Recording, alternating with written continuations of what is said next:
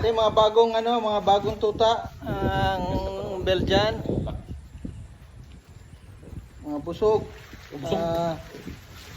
Busog sa sa dog food at saka sa ito si nanay niya si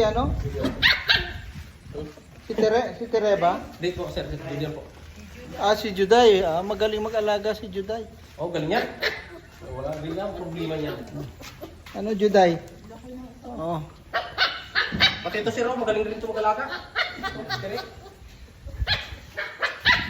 Ilan lahat ito? 8? 8? Yan. Dami. Tulog, isa. Tulog. So yan yung yan yung mga tuta ni Juday. Mga Belgian. Ang bilis lumaki no. Makno, mabul nga yung malito. Talaga yan. Mabul. Hindi kasi dog food eh. Bilis eh. Kumakain na rin sila eh. Basta kumakain Kumakain na. So yan po ang yan po ang report natin sa mga tuta. Sinakay niyo?